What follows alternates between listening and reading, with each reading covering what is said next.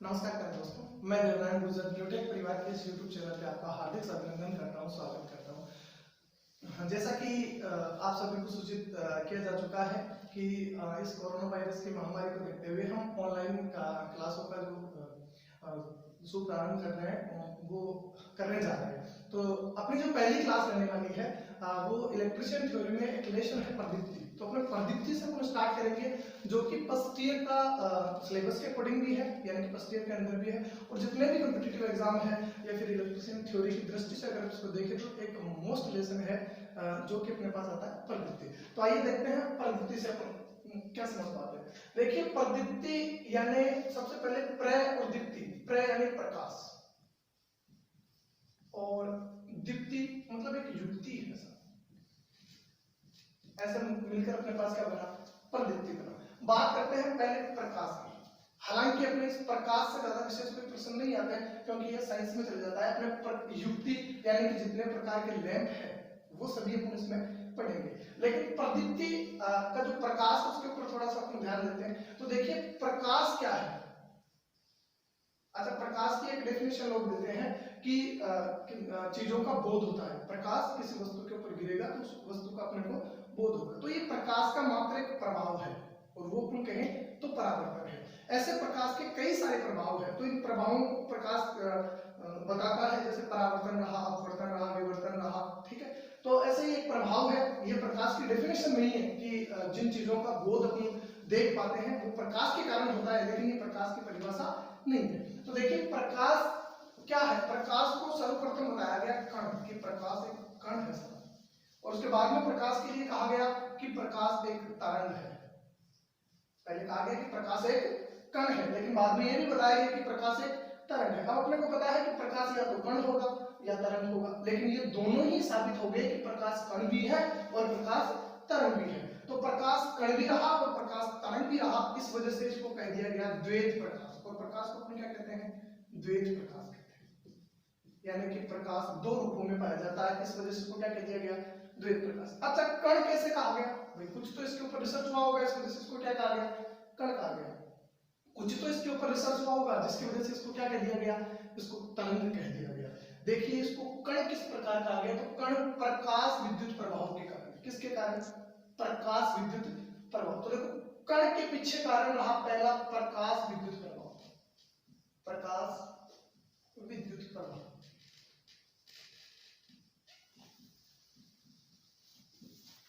देखना ये है प्रभाव। प्रकाश विद्युत प्रभाव क्या है, यानी फोटो इलेक्ट्रिक इफेक्ट। प्रकाश विद्युत प्रभाव, फोटो इलेक्ट्रिक इफेक्ट। देखिए बच्चों, प्रकाश विद्युत प्रभाव जो रहा उसके अनुसार अपन ये कैसे कह सकते हैं कि प्रकाश वास्तव में एक कण है। इसके पीछे देखिए, मान लीजिए कोई सतह है और इस सतह से प्रकाश टकराता है। प्रकाश जैसे आया इस सतह से टकराया। अगर यहां प्रकाश तरंग के रूप में होता, किसके रूप में, तरंग के, ध्यान से सुनना, यहां अगर प्रकाश तरंग के रूप में होता तो अपने को सीधा सा समझ में आ जाता है कि प्रकाश इसके अंदर समावेशित हो जाता और इस सतह से वापस लौटने में प्रकाश को लगभग कई वर्षों का समय लग जाता। लेकिन अपन ने देखा है कि प्रकाश किसी सतह से टकराता है और तुरंत वापस लौट जाता है। इसका कारण है प्रकाश किस रूप में पाया गया, कण के रूप में पाया गया। तभी तो जाके किसी कण से टकराया और जैसे सतह के कण से टकराया प्रकाश वापस क्या हो गया है, लौट गया है। इस वजह से प्रकाश को किस रूप में माना गया, कण के रूप में माना गया। किस कारण से, प्रकाश विद्युत प्रभाव से। प्रकाश विद्युत प्रभाव की घटना क्या थी, प्रकाश विद्युत प्रभाव की घटना थी कि प्रकाश सूर्य से आया, किसी सतह पर टकराया और टकराने के तुरंत बाद वापस निकल गया। इस वजह से अपन कह सकते हैं कि प्रकाश एक क्या है, कण है। दूसरा देखिए, बात करते हैं दूसरा एक और प्रभाव इसके ऊपर जिसको कॉम्पटन का प्रभाव कहते हैं। किसका प्रभाव, कॉम्पटन का। अब ये अपने जाएंगे तो साइंस का प्रभाव है। ऐसे ही जिस प्रकार प्रकाश विद्युत प्रभाव है वैसे ही अपने पास प्रभाव रहता है कौन सा, कॉम्पटन का प्रभाव। यह भी ये साबित करता है कि प्रकाश क्या है, कण है। प्रकाश क्या है, कण है। अब देखिए फिर प्रकाश को तरंग कैसे कहा गया, फिर प्रकाश को तरंग क्यों कहा गया। तो तरंग के पीछे भी जिस प्रकार हमने पढ़ा कि प्रकाश को कण कहा गया, क्यों कहा गया, क्योंकि एक तो कारण रहा प्रकाश विद्युत प्रभाव और दूसरा कारण रहा कॉम्पटन प्रभाव। तो कोई तो कारण रहा होगा जिस वजह से प्रकाश को क्या कह दिया गया, तरंग कह दिया गया। और जो कारण प्रकाश को तरंग कहने के पीछे रहा उसमें पहला है ध्रुवण। पहला क्या है, ध्रुवण। आइए समझते हैं ये ध्रुवण क्या है, यानी पोलराइजेशन। अब देखो इस पोलराइजेशन को समझ लेना, कौन सा सेल बैटरी वाला एक दोष है पोलराइजेशन, वो पोलराइजेशन नहीं है, ध्यान रखना। वो भी ध्रुवण ही होता है, पोलराइजेशन होता है, लेकिन वो बैटरी का एक दोष है। यहाँ ध्रुवण का मतलब है पोलरिटी होना। क्या होना, पोलरिटी। अब कोई निश्चित पोलरिटी है कि इससे निकल रही है, इससे जा रही है, तो प्रकाश अगर कण होता तो उससे टकरा के वापस आना चाहिए था, लेकिन वो निश्चित दिशा में निकल रही है, निश्चित जगह से निकल रही है, तो अपन कह सकते हैं कि निश्चित होना। ध्रुवण क्या होना, निश्चित। ये ध्रुव निश्चित है, इस कारण से प्रकाश को मैं क्या कह सकता हूँ, प्रकाश को तरंग कह सकता हूँ। क्या कह सकता हूँ, तरंग कह सकता हूँ। दूसरा देखिए, दूसरा अपने पास आता है विवर्तन। क्या आता है, विवर्तन। ध्यान रखना, अब तक अपने क्या क्या पढ़ा। सबसे पहली चीज पढ़ी कि प्रकाश को कण कहा और तरंग भी कहा। कण क्यों कहा, प्रकाश विद्युत प्रभाव और क्वांटम प्रभाव के कारण। इस प्रकार कहे कि सब तरंग क्यों कहे, तो तरंग के पीछे पड़ा ध्रुवण, या निश्चित फिक्स है कि ये इसका ध्रुव है, इससे ये निकलने वाली है, तो तरंग है। और दूसरी विवर्तन। अगर ध्रुवण से नहीं समझ रहे तो हमें इतना याद रखना है कि साहब ध्रुवण और विवर्तन के कारण प्रकाश को तरंग कह दिया गया। और प्रकाश विद्युत प्रभाव यानी फोटो इलेक्ट्रिक इफेक्ट और क्वांटम प्रभाव के कारण प्रकाश को किस रूप में रखा गया, कण के रूप में रखा गया। विवर्तन को थोड़ा समझते हैं। विवर्तन की घटना क्या कहती है, किसकी घटना, विवर्तन की। देखो मैंने पहले कहा, स्टार्टिंग में हमने कहा कि प्रकाश, सूर्य का जो प्रकाश है उसमें कई सारे प्रभाव पाए गए, और उस आधार पर हमने कहा कि जैसे वस्तुओं का बोध हो रहा है, तो किसके कारण हो रहा है, परावर्तन के कारण। अपवर्तन क्या है, प्रकाश की दिशा में परिवर्तन होना, अपवर्तन हुआ। इस प्रकार अपने पास वर्गीकरण आता है, ठीक है।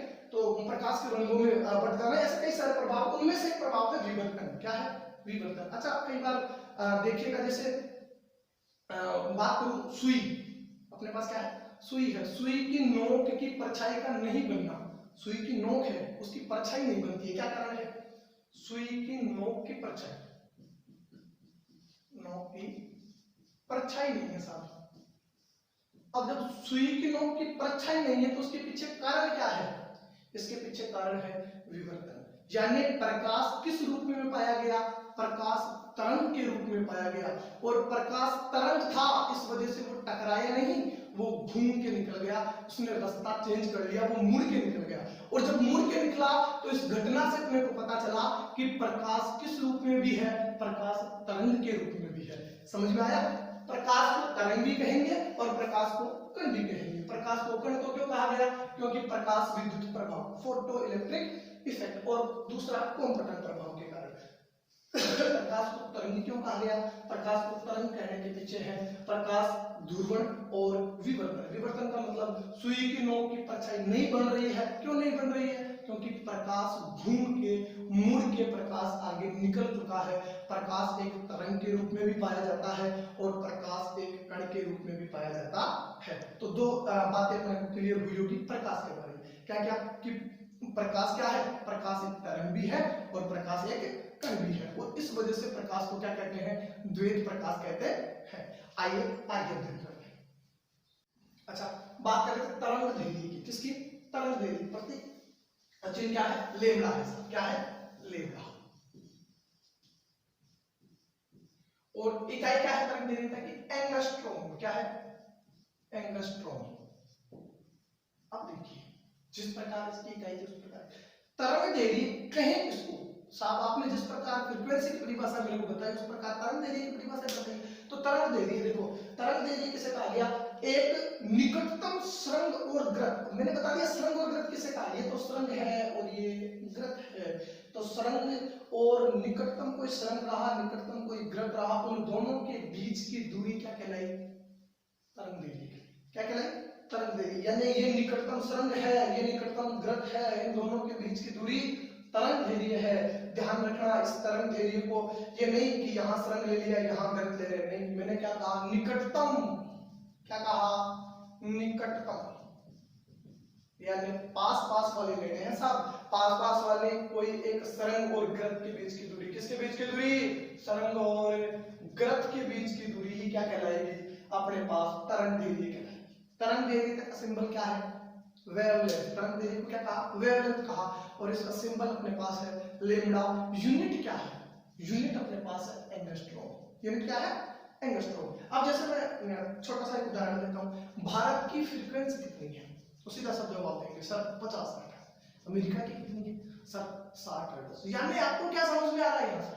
आपको यहाँ से समझ में क्या चीज आ रही है? हम ये कह सकते हैं कि भारत में 1 सेकंड में 50 साइकिल बनती है और अमेरिका में 1 सेकंड के अंदर 60 साइकिल बनती है। तो सर इस एंगस्ट्रॉम का भी कुछ मतलब होगा, इस एंगस्ट्रॉम का भी कुछ मतलब होगा। यानी कि तरंग दैर्घ्य है क्या?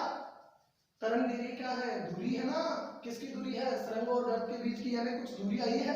तो ये एंगस्ट्रॉम अपने पास एक एंगस्ट्रॉम को कैसे लिखेंगे? ए लिख के, जैसे डिग्री का सिंबल लगता है ऊपर, उस प्रकार से लगा देना। ये अपने पास आ गया एंगस्ट्रॉम। अच्छा, इस एंगस्ट्रॉम ये है क्या सर? एंगस्ट्रॉम 10 की घात -10 मीटर। याद रखना है, एक एंगस्ट्रॉम बराबर कितना? 10 की घात -10 मीटर है। ठीक है, ये रहा अपने पास एक एंगस्ट्रॉम। एंगस्ट्रॉम क्या है? तरंग दैर्घ्यता की इकाई। दो शब्द मैंने आपको बताए, आवर्ती और तरंग दैर्घ्य। ध्यान रखना, किस में पढ़े? वो स्पेक्ट्रम में पढ़ रहे थे। स्पेक्ट्रम यानी तरंगे हैं। कितनी तरंगे हैं? 7 तरंगे हैं। तो तरंग क्या है?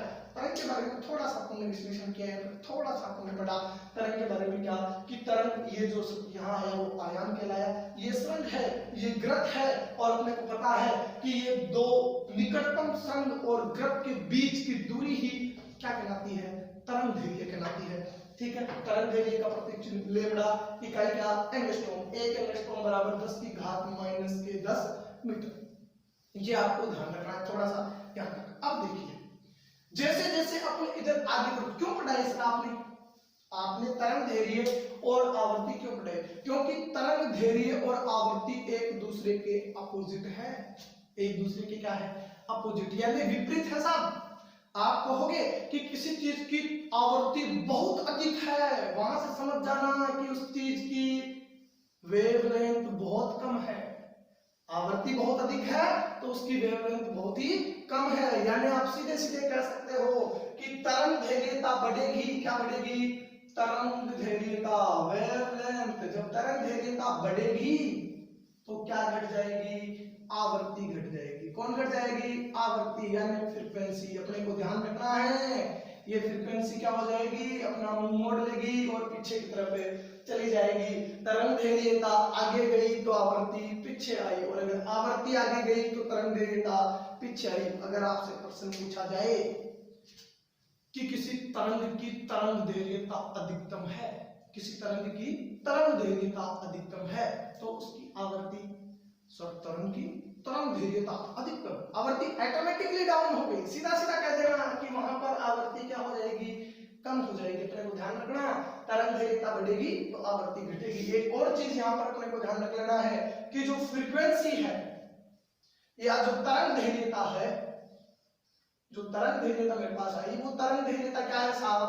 फ्रीक्वेंसी के अपोजिट, यानी फ्रीक्वेंसी के उल्टी है। तरंग दैर्घ्यता लैम्डा बराबर 1/f, ठीक है, या समानुपाती 1/f, यानी कि इसके व्युत्क्रम अनुपात में होती है। यहां तक समझ में आया? आगे तो प्रकाश में तुमने समझा कि प्रकाश कण के रूप में भी है, प्रकाश तरंग के रूप में भी। अब प्रकाश में आगे बढ़ते हैं। तो आपने एक शब्द सुना होगा बच्चों प्रकाश में, स्पेक्ट्रम। शब्द क्या है? स्पेक्ट्रम। आइए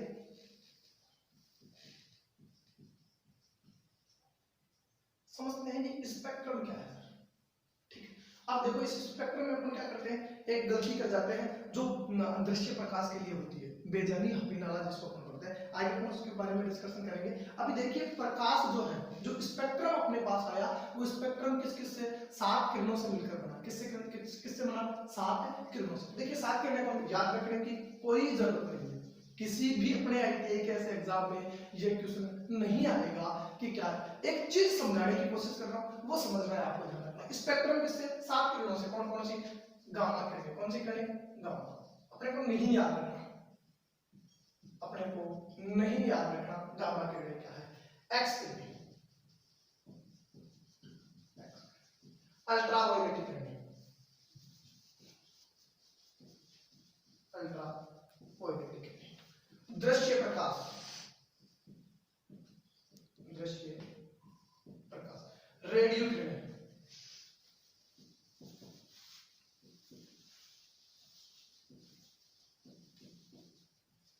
ठीक है।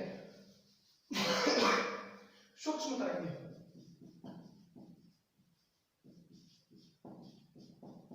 तो 7 तरंगों या किरणों से मिलकर बना कौन? स्पेक्ट्रम। कौन बना? स्पेक्ट्रम बना। अब देखो अपने को नहीं याद रखना गामा किरणें, नहीं याद रखना अल्ट्रावायलेट किरणें, नहीं याद रखना एक्स किरणें, नहीं याद रखना रेडियो किरणें, सूक्ष्म। अपने को ध्यान देना है दृश्य प्रकाश पर। किसके ऊपर? दृश्य प्रकाश के ऊपर। अच्छा सर इस दृश्य प्रकाश में ऐसा क्या है जो अपन इसके ऊपर ही ध्यान दें? अच्छा चाहिए तो एक और लिख देते हैं अवरक्त किरणें। कौन सी? अवरक्त किरणें। टोटल नहीं ध्यान देना, क्या नाम है? नहीं ध्यान। हाँ कभी एक क्वेश्चन आता है बता देंगे इसमें से क्या क्वेश्चन पूछा जाएगा। अपने को ध्यान देना है इस दृश्य प्रकाश पर। गुरु जी दृश्य प्रकाश में इससे क्या है कि अपन इस दृश्य प्रकाश को ही देख रहे हैं। बेटा ये जो दृश्य प्रकाश है यही प्रकाश, दृश्य मतलब दिखने वाला और प्रकाश मतलब अपने को, यानी कि इस दृश्य प्रकाश से ही अनुभव लेते हैं अपन। बाकी ये एक्स किरणें, वाई किरणें इनको अपना ज्यादा कोई विशेष नहीं, इनको हाँ कई इलाजों में इनको प्रयोग किया जाता है, जैसे कैंसर के रोग में रहा, एक्सरे के रूप में एक्सरे किरणों का प्रयोग रहा। तो जो भी चिकित्सा के में इनका प्रयोग किया जाता है, अपने इनका कोई प्रयोग नहीं। अपन तो इस दृश्य प्रकाश के बारे में स्टडी करेंगे। यहाँ देखिए एक्स किरणें, गामा किरणें, एक्स किरणें, अल्ट्रावायलेट किरणें, रेडियो किरणें, सूक्ष्म तरंगें और अवरक्त किरणें जो है इनसे मिलकर बना कौन? स्पेक्ट्रम बना। क्या बना? स्पेक्ट्रम। अब एक नया शब्द समझना है, छोटा सा क्या समझना है? नया शब्द समझना है एंगस्ट्रॉम। क्या समझना है? एंगस्ट्रॉम। ये एंगस्ट्रॉम कहां से समझना है? देखिए अपन बात कर रहे हैं किरण की या तरंग की। किसकी? किरण या तरंग की। मैं थोड़ा सा समझाता हूं। तो ये देखिए मेरे पास कोई किरण या तरंग है। अब आईटीआई वाले हैं तो सबको पता है कि साइन वेव है। वेव यानी हिंदी में कहें तो तरंग। वेव यानी हिंदी में कहें तो क्या होगी? तरंग होगी। तो ये अपने को साइन वेव की जैसे, तो हम तरंगों की तो बात कर रहे हैं। किसकी बात कर रहे हैं? तरंगों की। तरंगे ही है, ये सब क्या है? तरंगे। तो देखो तरंगों में अपने को क्या थोड़ा सा ध्यान रखना है। अपने को ये भी पता है कि सर यहां से लेकर यहां तक के बीच की जो दूरी है वो आयाम कहलाती है। क्या कहलाती है? आयाम। एम्पलीट्यूड। यहां से लेकर यहां तक के बीच की दूरी क्या कहलाएगी? एम्पलीट्यूड कहलाएगी। अच्छा सर ये जो रहा यह क्या कहलाया? श्रृंग कहलाया। क्या कहलाया? श्रृंग। अच्छा यहां पर जो पॉइंट आया मेरे पास ये नीचे था, तो ये क्या कहलाया? ग्रथ कहलाया। क्या कहलाया? ग्रथ कहलाया। अपने को ध्यान रखना है।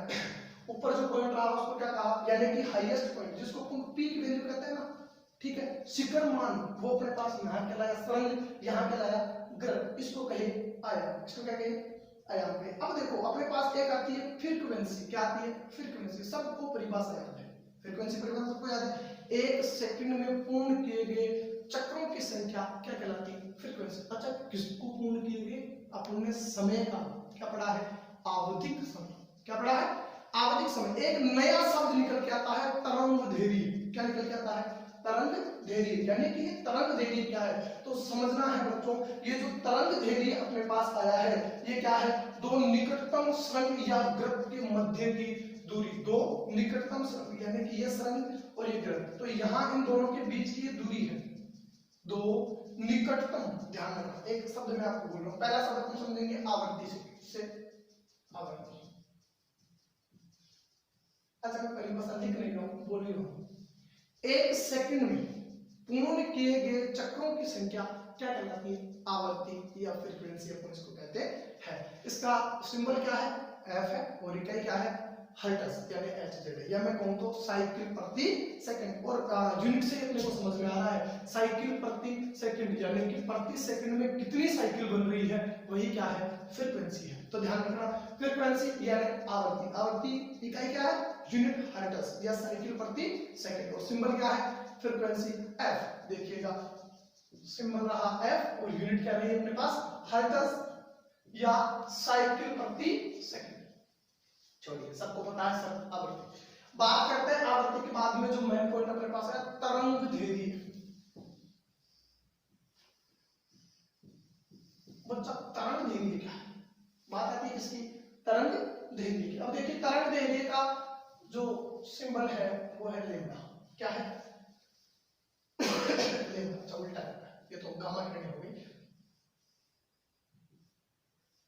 लेम्डा है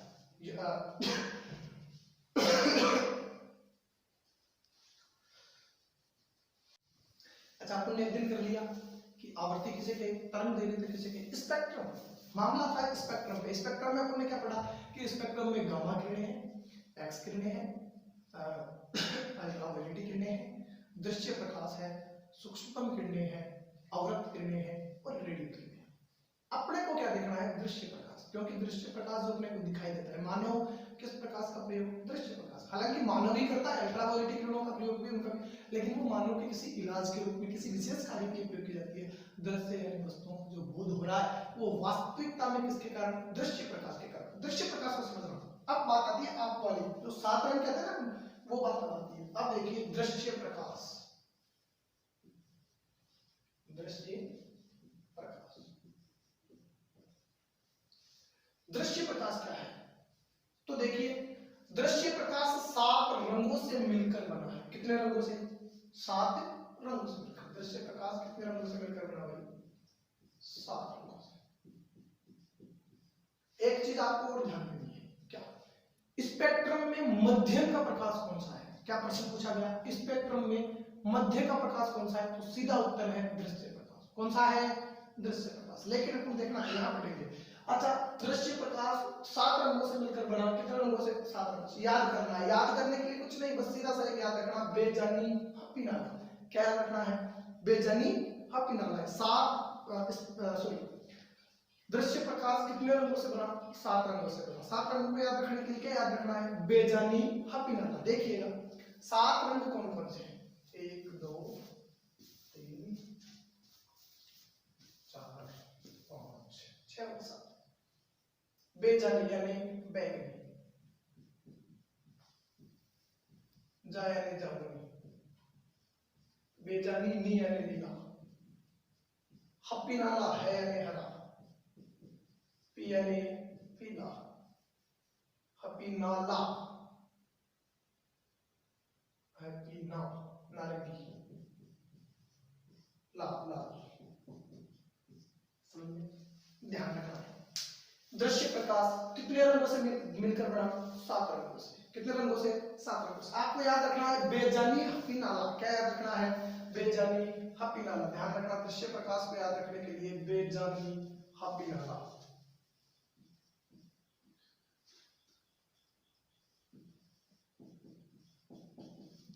समझ में आया, दृश्य प्रकाश को याद रखने के लिए बेजानी हपी नाला, यानी कि ये ले लेंगे यार, इतना ये हमारे लड्डू का लेता, कभी बहुत याद आएंगे लड्डू की। ठीक है, दृश्य प्रकाश 7 रंगों से, बेजानी हपी नाला, बैंगनी जामुनी नीला हरा पीला नारंगी और लाल रंग है। अब देखिए ये क्यों पढ़ रहे हैं, यही पढ़ रहे हैं, यही सिलेबस में है और यही इंपोर्टेंट है। इस मोड़ पर लाने के लिए इतना पढ़ा, प्रकाश के कण पढ़े, आवर्ती पढ़ी, स्पेक्ट्रम पढ़ा। इसके बाद में ध्यान रखना, दृश्य प्रकाश मध्य का प्रकाश कौन सा, सीधा जवाब देना है दृश्य प्रकाश। अगर प्रश्न पूछ लिया जाए कि दृश्य प्रकाश में मध्य के प्रकाश का कलर क्या है, या दृश्य प्रकाश में मध्य का प्रकाश कौन सा है, अपन सीधा गिनती लगाने बैठेंगे। 7 रंग है, क्या करना है, 1 2 3 4 5 6 7 है, तो 7 में 3.5 पे कौन आ रहा है, 1 2 3 नीला या हरा। ध्यान रखना, दोनों ही तरीके से उत्तर गलत होगा। क्यों, जो मध्य प्रकाश, दृश्य का मध्य प्रकाश, ध्यान रखना प्रश्न क्या है, प्रश्न पूछा गया दृश्य का मध्य प्रकाश, यानी दृश्य प्रकाश का मध्य में कौन है, दृश्य का मध्य प्रकाश। अगर सीधा प्रश्न पूछा जाए कि प्रकाश के मध्य में कौन है, तो सीधा बता देना दृश्य प्रकाश है। लेकिन प्रश्न अगर पूछ लिया गया कि दृश्य प्रकाश के मध्य में कौन है, तो अपने को ध्यान रखना इसके मध्य में है पीला।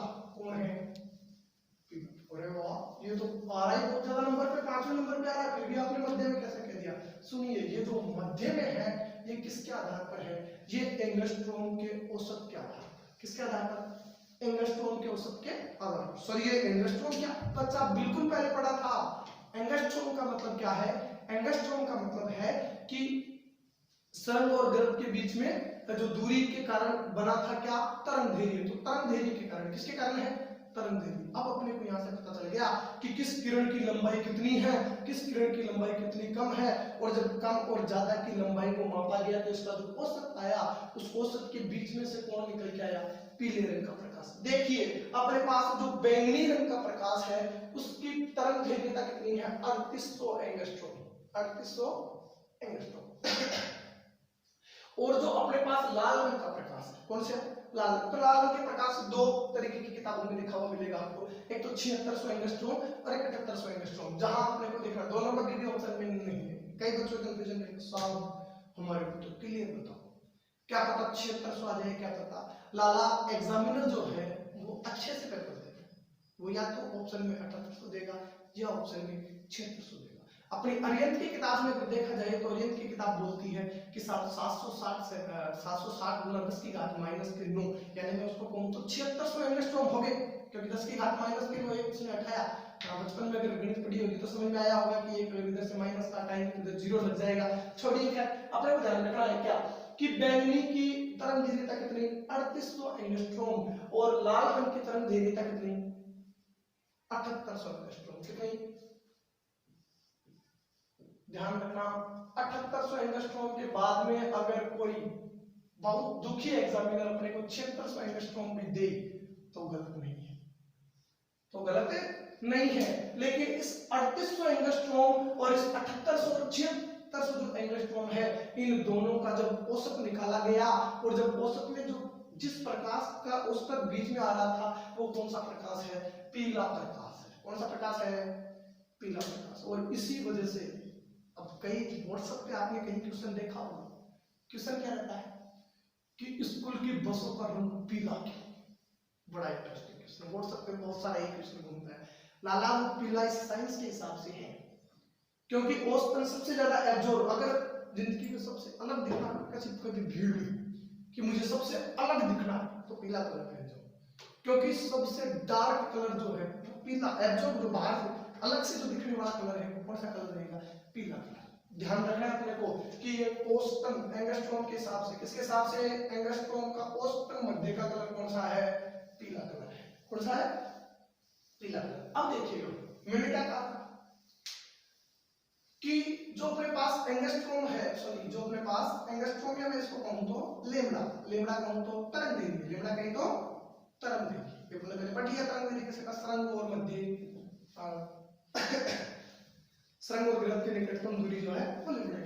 देखिएगा बच्चा, जो लेमड़ा अपने पास है वो फ्रीक्वेंसी के क्या है बेटा, विथ कर्व, फ्रीक्वेंसी के क्या है, विथ अपोजिट है।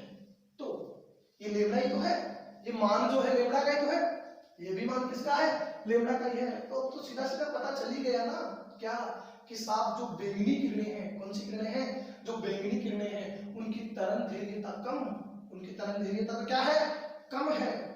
और आवृत्ति क्या है, जब तरंग दैर्घ्यता कम तो आवृत्ति अधिक। तो मैं कह सकता हूं इनकी तरंग दैर्घ्यता कम है, 3800 है ना, उनकी 7800 है, तो इनकी तरंग दैर्घ्यता कम और आवृत्ति क्या ज्यादा, आवृत्ति ज्यादा। इधर देखिएगा तरंग दैर्घ्यता 7800 है, भाई साहब तरंग दैर्घ्यता अधिक, तरंग दैर्घ्यता अधिक है। जब तरंग दैर्घ्यता अधिक है तो क्या कम हो गई, आवृत्ति कम हो गई, आवृत्ति कम। अब अपने को क्या कह देंगे, अपने को सीधा सीधा कह देंगे पराबैंगनी किरणें। बैंगनी किरणों को क्या नाम लगा दिया आगे, पराबैंगनी किरणें। बताइए पराबैंगनी किरणों की आवृत्ति कैसी होती है, भाई साहब आवृत्ति ज्यादा। क्यों, क्योंकि तरंग दैर्घ्यता कम। अच्छा कम तरंग आवृत्ति कम किसकी होती है, लाल किरणों की। कितनी, आवृत्ति कम 7800 एंगस्ट्रॉम। अब देखना कई सारी किताबें इनको कैसे लिखती है, ये 380 है साहब, मैंने क्या दिया एंगस्ट्रॉम, क्या लगा दिया मैंने आगे एंगस्ट्रॉम। अभी हमने थोड़ी देर पहले पढ़ा कि एक एंगस्ट्रॉम बराबर 10 की घात माइनस के 10 मीटर होते हैं। एक एंगस्ट्रॉम बराबर कितना, 10 की घात माइनस के 10 मीटर होते हैं। अब ये 3800 एंगस्ट्रॉम लिखा हुआ है, ये 3800 एंगस्ट्रॉम। अब देखिएगा बच्चा इसको करता क्या है, एग्जामिनर अपने पास 380 लिखता है, क्या लिखता है 380। अपन ने तो 3800 पढ़ा था, कोई बात नहीं, 380 लिख के गुणा में। अब देखिएगा अपन ये 3800 एंगस्ट्रॉम, यानी मैं कह सकता हूं कि मैंने इसको इस प्रकार लिखा है 3800 गुना 10 की घात माइनस के 10 लिखा है। अब अगर इस 10 की घात माइनस के 10 को मैं यहां से हटाना चाहूं तो क्या करूंगा, एक जीरो हटाऊं तो ये क्या बन जाएगा 10 की घात माइनस के, समझ में आएगा। ये 10 की घात माइनस के 10 38 एंगस्ट्रॉम। इसको मैं हटा के लिखा तो मेरे पास हो गया 380 गुणा 10 की घात माइनस के 9 मीटर। अगर और इसको हटाऊं तो मैं लिख सकता हूं 38 गुणा 10 की घात माइनस के 8 मीटर। तीनों ही बातें लिखी जा सकती है। अगर और भी हटाना है तो फिर अपन लिख सकते हैं 3.8 गुणा 10 की घात माइनस के 7। अगर फिर भी इसको छोटा करना है तो पॉइंट में लिख सकते हैं। इतने ये तीन लैंग्वेज आपको बुकों में मिलेगी, ये तीन लैंग्वेज एग्जामिनर भी प्रयोग करता है, तो अपने को इनके ऊपर थोड़ा गौर करना है। 380 गुणा 10 की घात माइनस के 9 मीटर, तो कंफ्यूज नहीं, बिल्कुल भी कंफ्यूजन नहीं है। याद रखना, अगर पराबैंगनी किरणों या बैंगनी प्रकाश की किरणें जो है उनकी लंबाई पूछी जाए तो अपन कह देंगे 380 गुणा 10 की घात माइनस के 9 मीटर 3800 एंगस्ट्रॉम, या फिर इनकी आवृत्ति हमेशा अधिक होती है क्योंकि इनकी तरंगदैर्घ्यता कम है। इनके बारे में इतना ध्यान रखना। सही, कोई क्वेश्चन यहाँ है? बताया है 7800 एंगस्ट्रॉम। कितना बताया है? 7800। कोई बात नहीं, अब तो हमने सीख लिया साहब कि जब 7800 एंगस्ट्रॉम लिखा हो तो इसका अर्थ होता है कि 7800 मल्टीपल गुणा में 10 इज द पावर माइनस के 10। तो अपने को समझ लेना है कि 10 की घात माइनस के 10 है, और मैं यहां से इसको 780 गुणा 10 की घात माइनस के 9 लिख सकता हूं। कोई भी इसमें मेरे को अब दिक्कत नहीं है। और एंगस्ट्रॉम क्या है? मीटर। एक एंगस्ट्रॉम बराबर 10 की घात माइनस के 10 मीटर। तो कोई समस्या नहीं। तो ध्यान रखना, कोई पूछे लाल रंग की प्रकाश की किरणों की लंबाई कितनी? लाल होगा प्रकाश की किरणों की लंबाई कितनी, तो सीधा बता देना 780 गुणा 10 की घात माइनस के 9 मीटर। कोई पूछे बैंगनी प्रकाश की किरणों की कितनी, तो अपने को ध्यान रखना है 380 गुणा 10 की घात माइनस के 9 मीटर। ये अपने को थोड़ा सा दृश्य प्रकाश के जो 7 रंग थे, कई बार पूछ लिया जाता है 7 रंग कौन कौन से हैं। इनको विबग्योर भी कहते हैं इंग्लिश में। अगर आप याद रखना चाहो तो विबग्योर से याद रखना, और अगर आप हिंदी में याद रखना चाहते हो तो सीधा सीधा याद रखो बेजानी हपीनाला। बेजानी हपीनाला मतलब बैंगनी, जामुनी, नीला, हरा, पीला, नारंगी और लाल। ठीक है, यहाँ तक हमने पढ़ा। सबसे बड़ी किरण कौन सी है, तो अपने को सीधा सीधा ध्यान रखना है लाल और 780 गुणा 10 की घात माइनस के 9। छोटी कौन सी? 380 गुणा माइनस के 10 घात माइनस के 9 मीटर। अगर पूछा जाए कि बताओ मध्य प्रकाश कौन सा, मध्य का मध्य, मध्य का सॉरी दृश्य का मध्य, तो दृश्य का मध्य को कहेंगे पीले रंग का। किस रंग का है बच्चा? पीले रंग का। और हमको पता है कि जब जब लंबाई बढ़ी है, जब जब तरंगदैर्घ्यता बढ़ी है, तब तब आवृत्ति घटी है। यानी 380 10 की घात माइनस 9 कम है तो आवृत्ति बढ़ना है, और ये 7800 गुणा 10 की घात माइनस के 10 ज्यादा है तो आवृत्ति का घटना तय है साहब। तो दृश्य प्रकाश अपना पूरा होता है। अब प्रकाश में एक और चीज अपन देखने जा रहे हैं जो अपने पास है कि प्रकाश जो है, प्रकाश को अपन कहते हैं चुंबकीय तरंगे। कौन सी तरंगे? चुंबकीय। यानी कि प्रकाश कण भी है, तरंग तो है, लेकिन प्रकाश में कई बार क्वेश्चन आता है प्रकाश कौन सी तरंगे है, तो प्रकाश चुंबकीय तरंगे है। देखना किस प्रकार, मान लीजिए मेरे पास कोई आवेश है,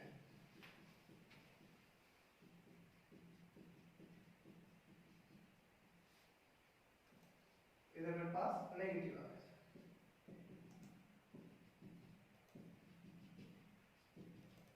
जब दोनों आवेशों के मध्य से किसी तरंग को गुजारा जाएगा, जब तरंगे गुजर रही है तो अपन देखते हैं यार कौन सी तरंगे गुजार रहे हैं? प्रकाश। कौन सी तरंगे?